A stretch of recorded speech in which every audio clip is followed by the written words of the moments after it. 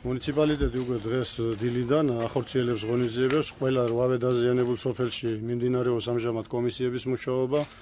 Როგორც ირკვევა და ჩვენს ადგილებზე სიტუაციას რომ ნახულობთ, განსაკუთრებით რთული მდგომარეობა არის და ყველაზე მეტად დაზიანებული არის ხალიფაურის ტერიტორია და კომისიები ინტენსიურად შევა ყველა ოჯახში და სახელმწიფო ყველაფერს გააკეთებს იმისათვის, რომ ამ ხალხს ეს ზარალი გარკვეულად აუნაზღაუროს და ხალხს გვერდში დაუდგეს ამ გაჯირების ჯამს. ზარალი შვილოდი, გაგვანადგურა ყველანაირად.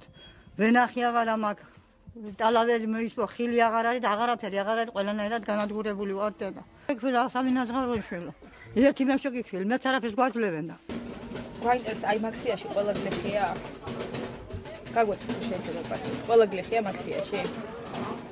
ყველას უნდა შეხვდეს ეტაპობრივად. მე თუ არ გონახე. სახურავის დაურიგდა და ფქვილისა სხვა პროდუქტები. არცადაც არ წავალ, სადა მარცა ვიღებ ფქვილს. მეკუთვნის და მიყო. მოდი ამ გაწკინათ ის ხელი. მოდი. მოდი აქ მოკიდე ხელი. მოკიდე ხელი თქო რა გაუგებია. ხელი აბარა ყველა შეხვდა. ვალი არაფერი დაგანა შეიძლება გამაშაზე და გამაშაზე. ბაღულა.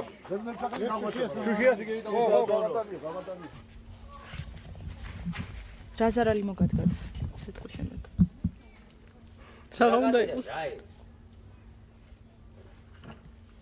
სპეციალური კომისია ახლა შექმნილი და თქვენთან თუ იყო თქვენ ოჯახში მოსული? აპირებენ ქვილების დარიგებას, თქვათ. რამდენად ანაზღაურებთ თქვენ ზარალს, მათ მიერ დარიგებული ეს ქვილი თუნდაც?